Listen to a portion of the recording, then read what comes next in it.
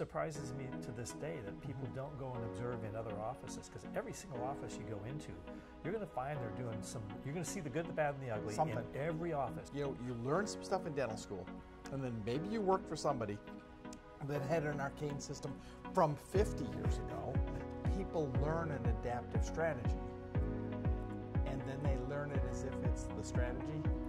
Hey, welcome. So today, I've got an old friend and mentor and expert in understanding dentists, the psyche of dentists, and how dental practice works with me, Dr. John Meis. We go back a ways. We go back a ways, yeah. We were thinking last night, maybe 20 years, so, at least 20 years. So quite a while. I was invited to a meeting that I knew we've never had the biggest practice.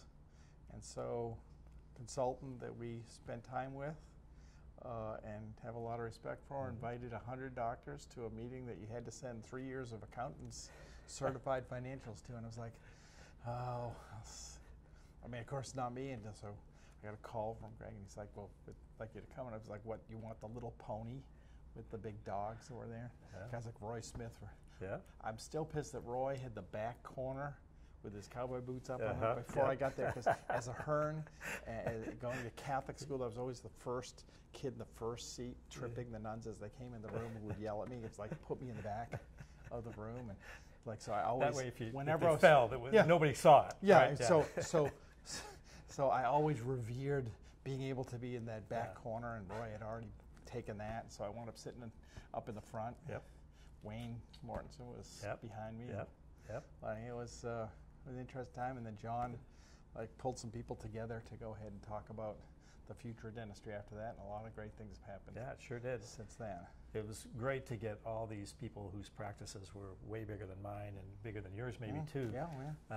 And see how they were doing things, because there was a lot of innovation in that room and a lot to learn. Yeah, and I mean, people screwing up things royally and doing great things at the same time, and dentistry is a fertile enough playground that you can go ahead and make things happen in different ways.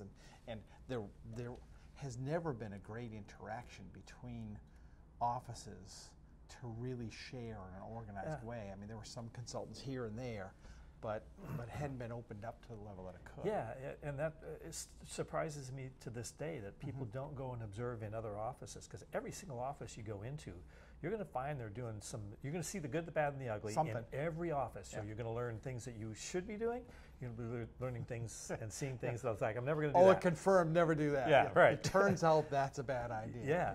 But you know, you get a lot of clarity, and I've been in now going through this office. I think I'm now 341 offices that I've physically been in. Counting, I should have counted. Yeah, you'd be way over that now, counting. but I'm not good at. So we've now designed closer to 5,000 offices than 3. So so everybody's got, and everyone has a different set of problems that all fit into a limited number of buckets. That's right.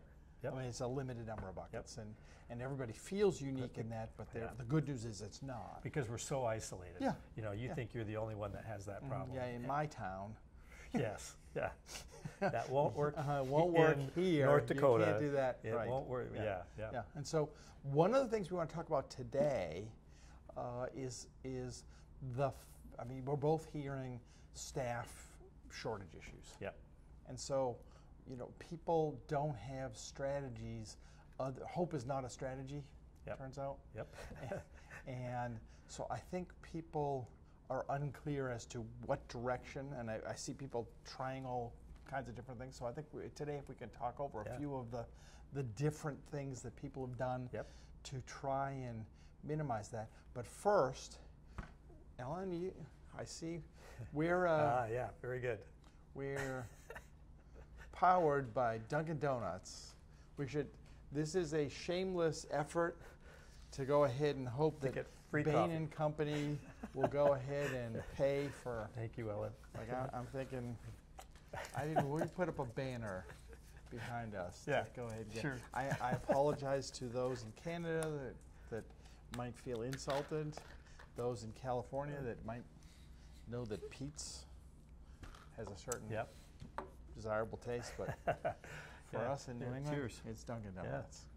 So I really look at the kind of from the simplest to the most complicated ways I'm reluctant to use the word solve the problem, because each one of the solutions isn't necessarily solving the problem. No, it's more of an adaptation to the shortage. Adapting to, right. Yeah. And so the question is, the challenge always when people learn things they shouldn't, there are a bunch of things that you can do to adapt to the different challenges. Yeah. And I think the biggest challenge for me is people learn an adaptive strategy, and then they learn it as if it's the strategy.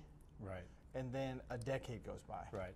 And so the constraint disappears, and they're still using and adaptive they're still strategy using to the adaptive constraint. strategy Yep. to the constraint. And so this will pass. On the other hand, Marco at the ADA, who I still consider the smartest guy in the room. He's a smart dude, that's for sure.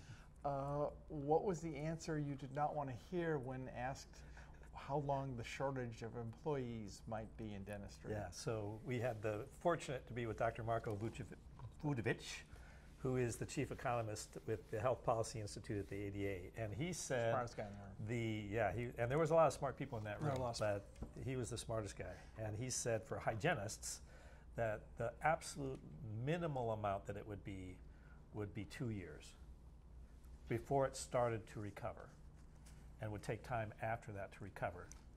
And what dentists won't hear in that is that was absolute minimum. Yep. And so did you see what he said subsequently about when he thought the absolute labor shortage would abate? End of the decade. Yeah, wow. So the reality is that, and I don't want to lose sight of, like, don't distort what you're doing fully, but don't ignore that. Yeah. Because there's likely that. Now simultaneously, if you ask dentists how bad the shortage is, like you hear 30%, 20%. My number I had pegged at 10%, somewhere in that range. Yep. Do you know what when I really pinned him down on the number that he comes up with? Yeah. Is 4%. Yeah. Is 4%. Now, I still think he's undoubtedly right because he is the stats. Yep. But I think there's a reason it feels more like 10% to justify my position. And none of us believed that number. None Nobody in the room believed the number. 4% number. That's right. And he was like, no, you don't understand. Having worked in other industries, right. he said, you don't understand the amount of churn that causes in an industry so people are moving from place to place.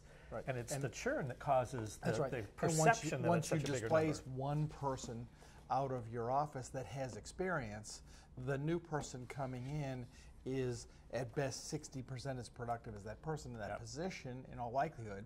And so that is why it feels twice as bad as it is. Yep. So, and remember, these are macroeconomic numbers. This means this is what's happening in the industry. It doesn't mean it's what's happening to you or what has to happen to you.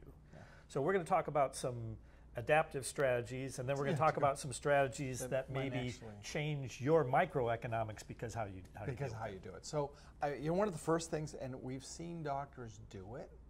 It's, and again, no value in. We're kind of going to probably go through about 5 strategies. One is to go ahead and do a high-tech version of what dentistry was 30, 50 years ago. Yep. Which is a doctor in a room, only rather than the doctor in the room doing 3 procedures: extraction, filling, denture. Yep. I mean, that's somewhere in the 4 generations of your family's practice. There was the third. The 3 generations back. Second generation was that. One op, and that's what you did. Went back in the lab and cast the gold. Yeah, if you did, okay, so the 4th procedure, because your office was the premier office in the area, they had the 4th procedure was go cast a gold crown. Go wax it up yourself and go cast it. Yep. Yeah, I'm probably old enough that I actually know how to do that. I know how to do it too. So there you go. So that gets replaced now by scan and mill It gets replaced by Scan and Invisalign. Yep. It gets replaced. I would call it the doctor becomes a lab tech plan. Yep. Because I usually have a somewhat cynical way to describe a thing whenever possible. Yeah. But the fact of the matter is, that's sort of what you're doing, and it can work. Doctor can make a higher percentage of the total of the practice because the practice has to allocate smaller resources to your part of the business. Right. There's going to be a lower dollar revenue, top line revenue for that doctor because you just don't have the ability to scale. Because you're being you're getting paid half as a dentist and half as a lab tech, really, right. if you think about it. So you may capture a higher percentage of the collections, right? Right. But now the collections are going to be distorted, lower, minimized. Yeah. Now for the practice as a whole, if you 6 chairs, I mean, in Australia, you have 10 chairs, you might have 10 dentists. Right. You know, that's changing some, but not that much. Not very fast. And that culturally, in Canada, it's even less likely to have multiple rooms. So that's a plan, and it's a plan that can work and can be considered if, assuming that you cannot get assistance. It kind of feels good because the dentist is always busy. Right. But it squelches the potential productivity, potential collections, and therefore the potential profitability. For of the whole organization. Yeah. To the dentist, it actually feels natural because there's a tendency for folks to go into the profession just to be a doer. And when they're actually sitting around doing crazy things like actually treatment planning a big case, they're less comfortable doing that. I'm not that, I've got a cancellation, I'm not busy for 20 minutes. Yeah, well, you got some things to do. If I'm not doing something, then I'm ruminating on how I'm not as successful. As long as I'm moving, I feel as though that I'm successful. And so many dentists that's probably a more popular strategy than we can envision because we don't really deal in that realm. Yeah. Second thing is, that doctors that have existing practices that are having trouble staffing now can consider something which is, I think is controversial. Well, for sure. But it happens all the time unintentionally, and it doesn't get talked about because it's unacceptable to talk about. I will refer to it as procedure culling. Yep. Which is doctors will go ahead and drag their heels on smaller procedures to make sure that there's room for the procedures that actually earn income for the practice. The 2 crowns get in tomorrow, the 1 single surface filling gets in 3 months from now. And so you're delaying less productive procedures. Right, and so that is an ethical conflict, but I'm going to make an argument that it's legitimate. It's being done. It's first of all, it's being done. Yeah. Secondly, it's actually not being done enough, probably. I mean, it's not a solution, like, we don't do that. Nope. But I want to make sure that the doctors hearing this know that it's a concept that they may make judgments about that's viable. And what happens in most practices is actually the reverse of that. The filling gets in the schedule because it's easy to fit it in, and it displaces the crowns. Yeah. And so here's why I consider it ethical. The crowns, if not done, could result in a tooth fracture or the need for a root canal. Yeah, or depending on how it fractures, or a loss of a tooth. Yeah. The filling, if the patient, with the little tiny filling, if the patient changes some dietary things that cause that in the first place, can stay relatively benign and not grow significantly. Certainly it didn't happen in 3 months. Right. So the 3 months until it gets done does not, I mean, that was years in the formation, and the 3 months really isn't a timeline that's relevant. And so fitting that in by having a cancellation and calling that person in, which can be done, as opposed to you almost never get a cancellation that you can call in the bigger case. Yep. It's actually sane behavior, but you have to be willing to manage it well to make sure that person doesn't get lost. It's difficult to get your team members to have that level of judgment that they know where to move things. The hygienists have a hard time. Yeah. So when if anybody's getting real puckered on this, before you write an email saying how this is horrible stuff, it happens all the time. And let me point out where it happens in many practices, and it's in hygiene. We're going to get hate. Where we block time in order to have SRP space. Right. Right. But then that's putting off cleaning. So it's the same a very common thing. It's the same thing. It's just different procedures. You're going ahead and somebody that's trying to get a recall prophy on time gets delayed because you set up time for the scaling and for that perio treatment. That person spent 10 years working up to needing the perio, and the person that's healthy can't get in 6 months.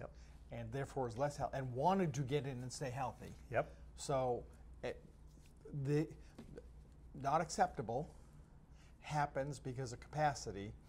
We probably should get to capacity constraint later. At some point we'll have to do we'll have to do that. Probably another day. Just a hint here, anytime you're blocking time in the schedule for certain procedures, you are out of capacity. It's by definition out of capacity. You're out of capacity, out of people. Another topic.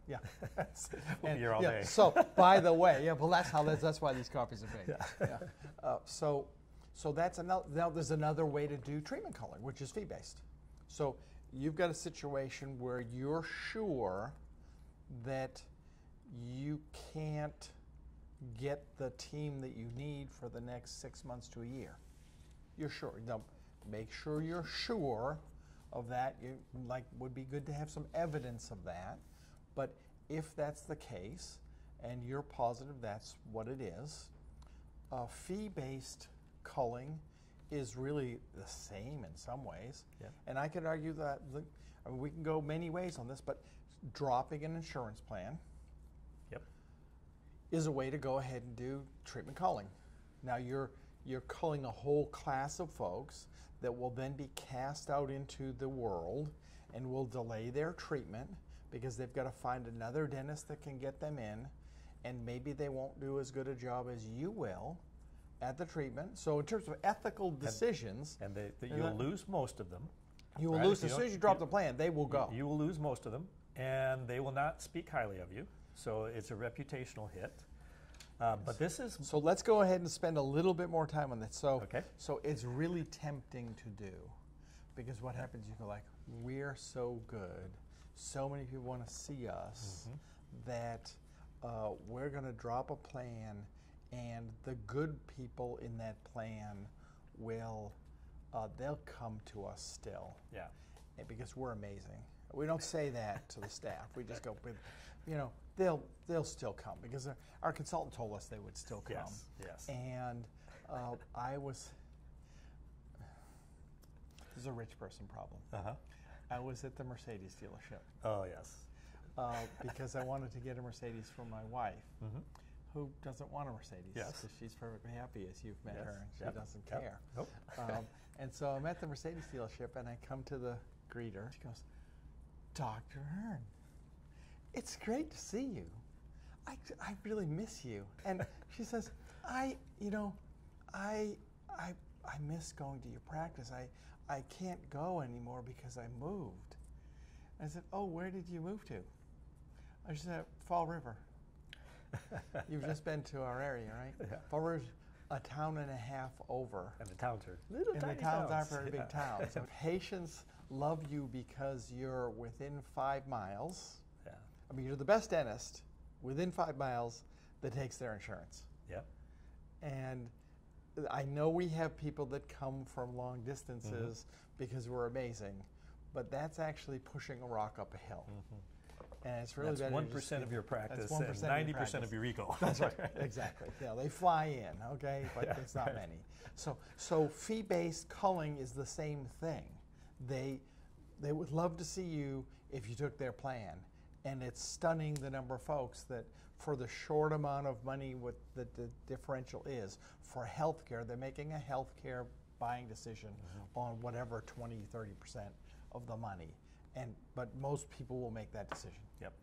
So that's just another culling. I mean, you will go ahead and reduce the number of patients to make more space. Interestingly, more money going back to Marco, he just published they publish monthly data that they'd collected and analyzed. And in that it said 30% of practices have plans to drop their provider in a PPO this year. So, so this is a strategy, again, that is being used. The challenge is now, is the greater reimbursement going to make up for the drop in revenue from the production because of the lost patients? I've always, as tempting as it is to go ahead and look at that strategy, it's always been easier for us to just get more productive.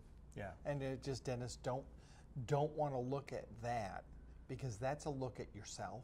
Toyota figures out that every year their supplier should cut the cost of a part by somewhere, I think it's around 4%.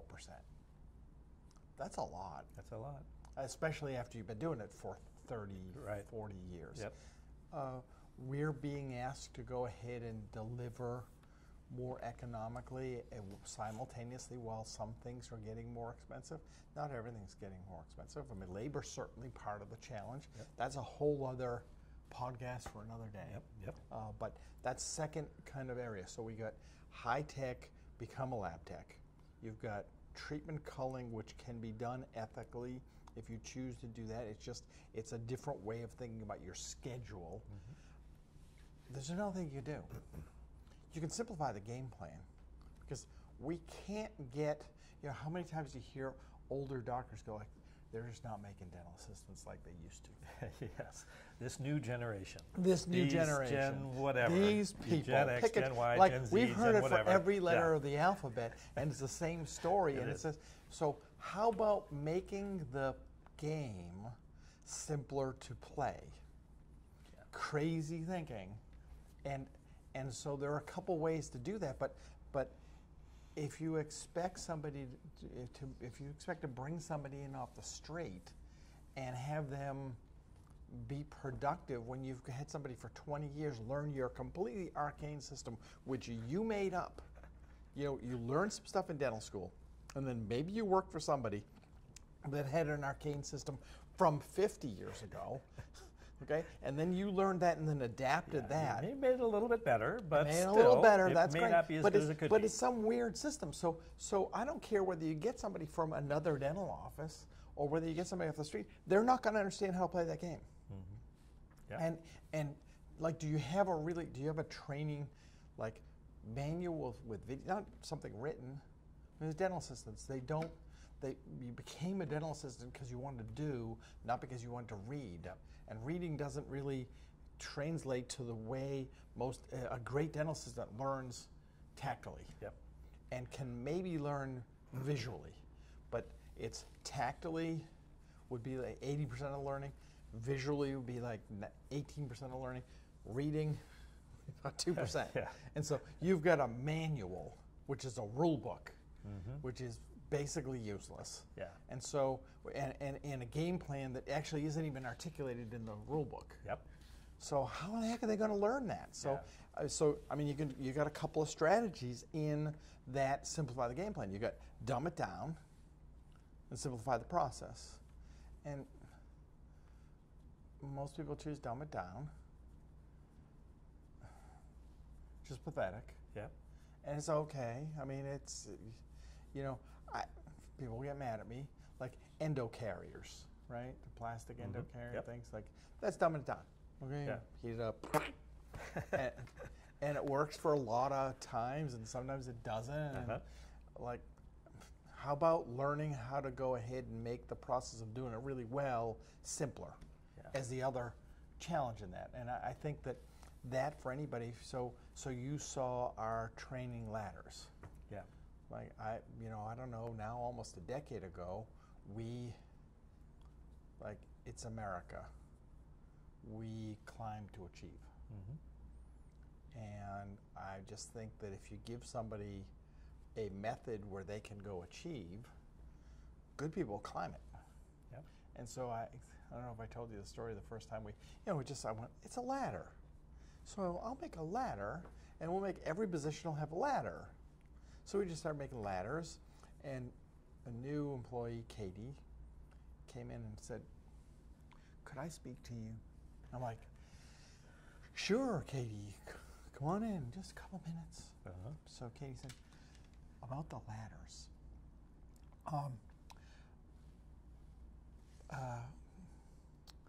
How fast can I climb the ladder? I said, I'm not sure I understand, Katie. She said, well, I mean, what if I climbed it faster than someone else? I mean, I said, do you mean if you like climb past other people? She went, well, yeah. I went, Katie, you can climb the damn ladder as fast as you can. I will help you. I will buy ropes and hooks. I will do whatever. Climb the thing as fast as you can. And if anybody's nose gets bent on a joint, like I'll help them climb it too. Okay, but she went, oh, good, because I was awful worried about this. She was at home losing sleep. I hadn't thought of all the ramifications. We all need more Katies. Yeah, we need more Katies. Okay, so Katie, got any friends? Yeah, right. Yeah, so Katie like raced up that ladder like. And so that's what you need. You know, like what is it that's going to make the position so that somebody can triumph and get compensated as they do that. I'm the happiest guy in the world if I could pay somebody more. Somebody comes in like it says, I'd like to get paid more because of time. No. You don't. In fact, I would like to pay you if you're the same productivity you were 10 years ago. I would like to pay you less. Because you occupied a lot of space and didn't provide any more value. But you learned, you add more value. Now you add more value. I'm like, more. I go. People have earned it. Go ahead. And so, but you need a game plan to have anybody have a chance to go ahead and do that. If you expect them to figure out your stupid game plan, you know, and achieve at a greater rate and replace somebody that may have retired or whatever, like that's a bad plan. So that's really the third game plan that you can pursue. So dumb it down or process simplification. Make a process, clarify the process, make sure that people can move up in that process and become a student of the structure of that. So they can really know how to do it. Other ways to simplify the process is to say, oh, this procedure is very complex. Right now, we don't have an assistant that can assist it and support it, so we're just not going to do the procedure. And so that's another way to simplify it. Which is treatment culling. Which bounces back into treatment culling. And just, if you can't do that, like, you know, you may not be able to do all on force now because you don't have the person that can go ahead and assist you to actually make that happen. Now, there's somebody that can, that you can refer to or whatever, or you can delay that for 6 months until you get a person that's in to do that. Which is, I mean, covers most of those. So how about some plans that actually may have sustainable futures? If Mark goes right and employment's going to be tighter for, it doesn't matter whether it's 2 years or the rest of the decade. It doesn't really, it doesn't matter. It's how about become incredible at recruitment? Let's just get better. And one way to get better is to get better at recruitment. And so, you know, in our world, Nicole came to me at probably the middle of the pandemic and said, I've got somebody, she kind of outlined all the people that could do the parts of her job. And I nervously thought that meant she was sick of working with me, which would be reasonable, quite frankly. And what she was doing was getting ready to go ahead and spend her time on recruitment. And it was bleeping brilliant. I mean, it was so insightful. I hadn't fully articulated the level of the need, and she had articulated, and I'm going to need this and this and this. Simultaneously, we're all looking at the statistics. I'm nerding out on the stats. She's actually with the troops figuring out what to do on the ground, which is to spend an inordinate amount of her time on not only people in the profession, but people not in the profession at the moment that could be extraordinary in some area. So an experienced front desk person that understands dentistry fully really should not be answering phones for routine stuff. So that person should be talking about treatment. Yep. You know, they're too valuable. So we resegmented many of the pieces here so that we could get people that weren't coming from dentistry. Folks that coming from a call center were very comfortable handling, I don't know, 50 calls a day. Mm-hmm. Front desk people actually weren't that comfortable with that. Yeah. You know, and trying to multitask, working with a live human at the desk and phones going crazy. So awkward. Is awkward and not normative for the person that maybe even came from clinical before they wound up at a desk. Yeah. And so, you know, in our situation, you know, she just really sorted out which pieces fit where. And so I think you're probably finding that recruitment thing is a huge opportunity for those that have gotten good at it. So many people in our profession are doing the same thing they've always done to recruit people, and they're not getting the same response, and then just saying, oh, there just isn't anybody. Well, you know, the fact of the matter is it's just not that easy anymore. And so the number of things that you can add looking outside the profession is a great one. We just met one of your new team members who is coming from real estate. Yeah. And she's amazing. Right? Yeah, you can tell from it's her second or third day, and you can tell she's going to be a rock star. And so, you know, being more flexible about who you're trying to attract and looking at skills. You know, we always talk about there's two things we want, right? There's great attitudes and great work ethic. Right. And that's not limited to dentistry, right? You can find those people in all kinds of industries. And you can't train that up. You can train the things that we need at some level. And so, you know, we haven't talked about the patient care center, but having phones off the desk allows you to train up some folks that maybe would not be clinical discussion ready, but can go ahead and come from the outside world, learn the profession, and then grow into one of the roles as they move forward. So it's another way to go ahead and minimize the impact of the shortage. And having a service center that's more of a backstage kind of position is more attractive to some people. There are a lot of folks that don't want to be in the limelight. Yeah, I would actually be made to be like. Right. I'll take Carissa, who is with us, who runs that center, is actually more introverted than me. She's the only person that's more introverted in the company than me in terms of score. So we have a certain bond. But that's the place she's made to. She's a wonk. Yeah. And she's just made to be there to go ahead and analyze data and keep a pulse in a way that dental practices really don't historically have on a practice. I mean, they're just watching the scoreboard and just you know, analyzing that data. The other thing that's certainly changed and is part of this being better at recruiting is people in the past, recruiting was a reactive thing, right? So, okay, we're losing somebody now, we're going to go out and recruit. I think that one big switch that people can do right now is you know, just be recruiting all the time. If you find somebody good, hire them, even though you may not have a space, even though that may tip your expense structure slightly.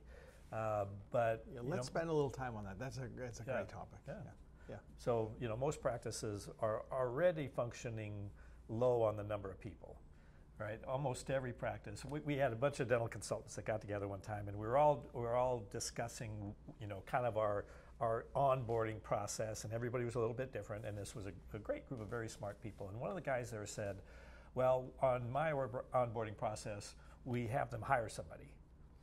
And everybody at the table was like, what? We have them hire somebody. Who do you have them hire? We don't care. Just hire somebody, because every office is running at least one short. And these we're talking about relatively small one-knock offices. Yeah, just hire somebody.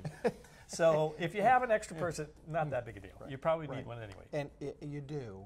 And dentists are unwilling to do that in the same way of any other capacity. Dentists are uncomfortable running over capacity.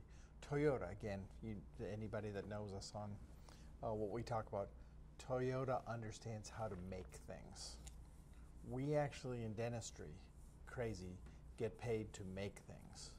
We don't get paid to talk about things, philosophize about teeth. We get paid to change the state of a tooth from bad to good. That's it, or really bad to gone. That's it. Yeah. And so since we're manufacturers, like Toyota is a pretty good place to study because they've been the most profitable manufacturer for 3 decades. Toyota never wants to run a factory over about 96% capacity, ever. And they find that's their peak profitability is somewhere in that range. They get over that in terms of capacity and profitability declines. Yeah. And dentists don't think that way. Yeah. When dentists have a room open at 2 o'clock in the afternoon on a Tuesday, they're bugging out. Yeah.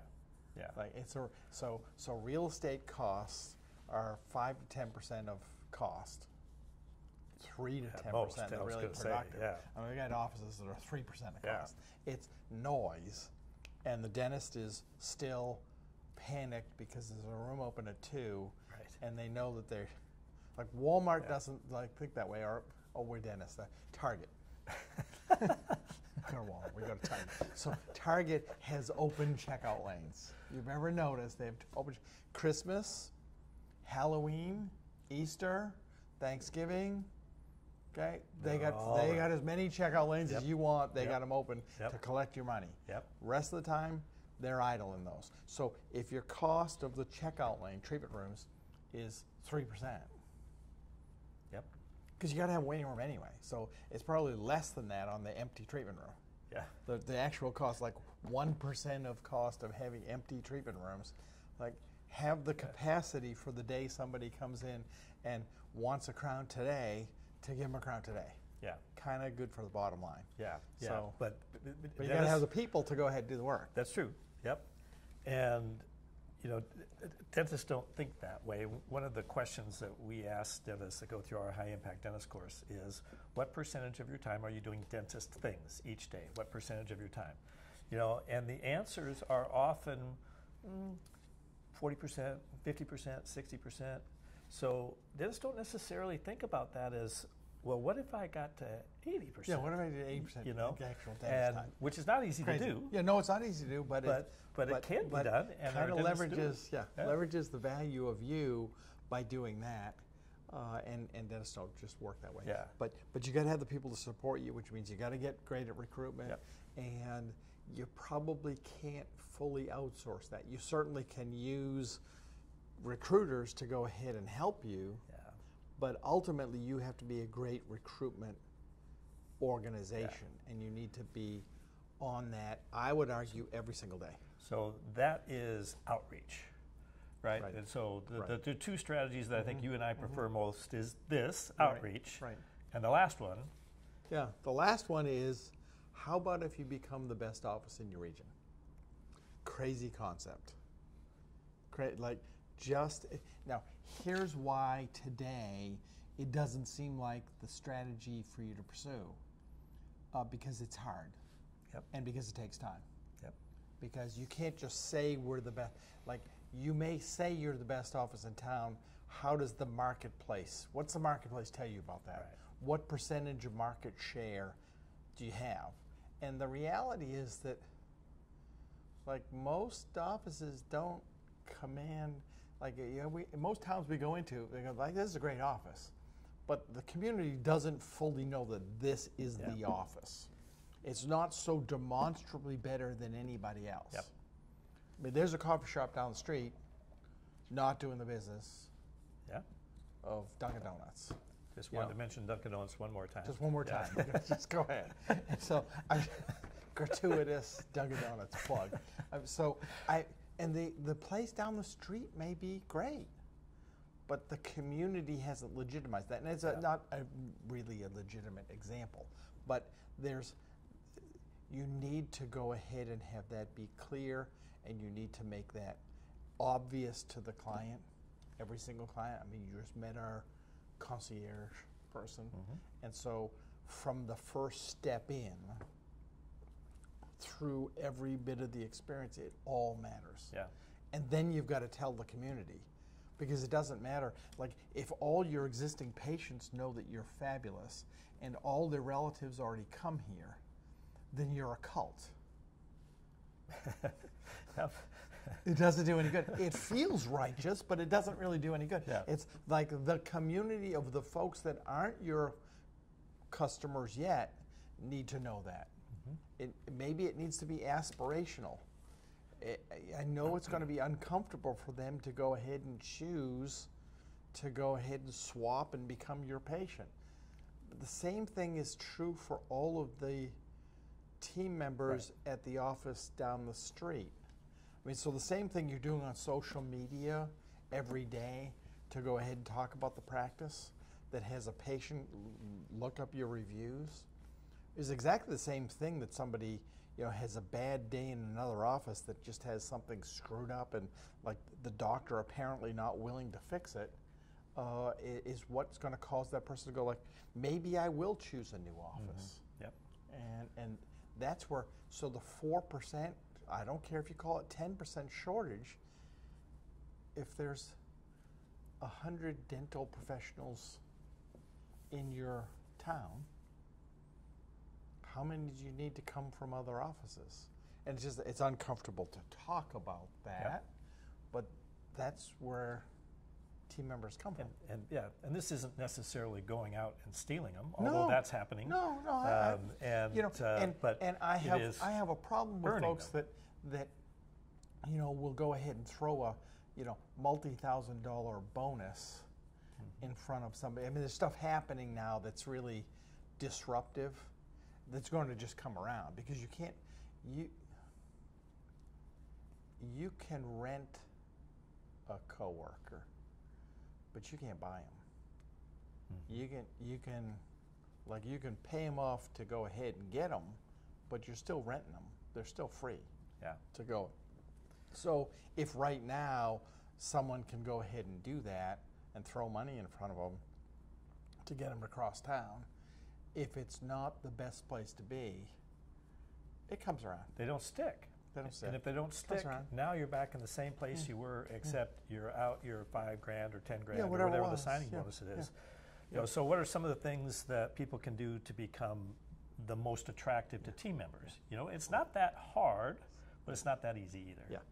It's not simple. Yeah. But it's not that hard. So what are the kind of things that you've got? One thing is make a fun environment where people are come and can have a good time.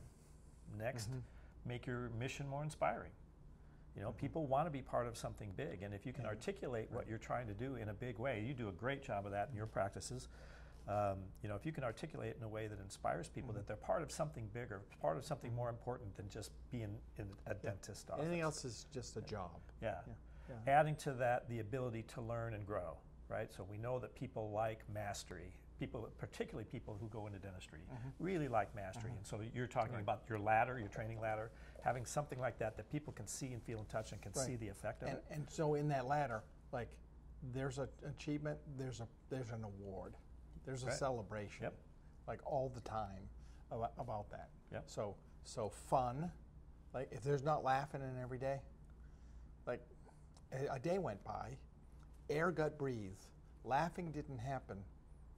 Mistake. So, you know, mission, really important. I mean, if you don't have, you know, somebody says, I'm a dental assistant.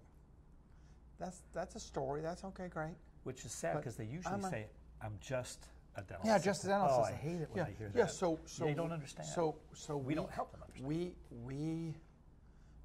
We help the most fearful patients in the region.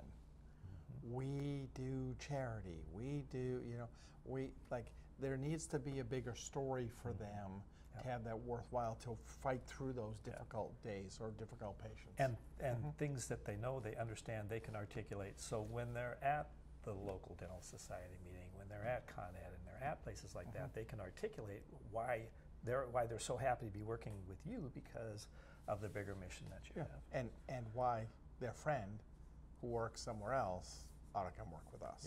Because that's still the best source of folks, is that network of folks that used to work with somebody else that, you know, that brings somebody over. And we've got people always working that because they truly believe in the mission here and what they've discovered in joining the practice. And that's becoming that. So if you look at all of our, so you've got, you can go ahead and have a dentist be a lab tech and do some simple things.